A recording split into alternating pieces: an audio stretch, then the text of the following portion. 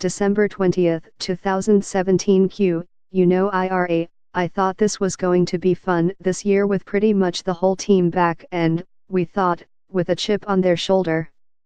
But it hasn't so far. I am for a shake-up. Pat Riley has been awfully quiet. Douglas.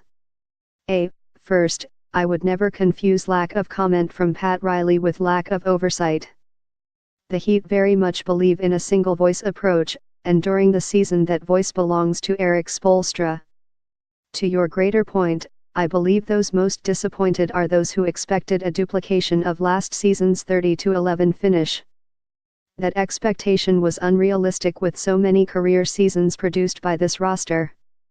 At some point, you settle into who you are, and, right now, there is a lot of 500-level talent on this team, which remains a significant upgrade from the first half of last season.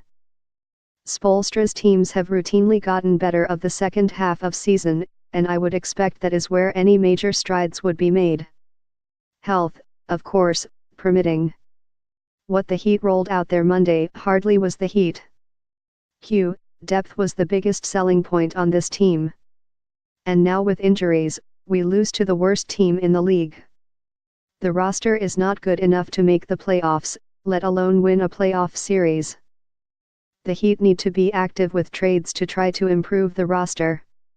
The experiment was fun, but it's not working. Chadwick, Lake Worth. First, you can't make any judgments on Monday night, based on what the Heat were lacking. If you're trying to say Tyler Johnson is not an NBA starting point guard, I agree. If you're trying to say that Kelly Olynyk as a starting center leaves the Heat exposed defensively in the middle, I agree. If you're trying to say that Derek Walton Jr. in important minutes is a stretch, agree as well. But the cornerstone, supposedly, based on that $98 million contract, is Hassan Whiteside. To me, what all this uneven play shows is the Heat first have to decide on whether they stand, or don't stand, with Whiteside. Only then can you size up this overall mix. When we went on the run last year, Justice Winslow was out, and Rodney Magruder, Willie Reed and Luke Babbitt were better role players than some of the current group. John. Actually, Josh Richardson has been pretty good lately, and Tyler Johnson appears to be hitting his stride. I think the uneven play from James Johnson, Justice Winslow, Dion Waiters and Kelly Olynyk is what has gotten this a bit off kilter.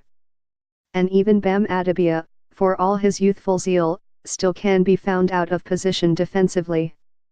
These role players are fine, if they play as envisioned. All too often that hasn't been the case. And that's where a coaching staff has to create a comfort zone, or else turn toward other options. December 18, 2017 IRA, this team is lacking a true go-to player/closer. The Paul George experiment in Oklahoma City clearly hasn't panned out the way everyone thought it would. Do you see an opportunity for Pat Riley to get his whale this trade deadline? Meals, Boston. I do. Should the Thunder ultimately opt to move on from their combination of Russell Westbrook, Carmelo Anthony and George. Even with George standing as an impending free agent, it is the type of all-or-nothing gambit that Riley seemingly would risk, should the Thunder decide to sell George off before he hits free agency in July.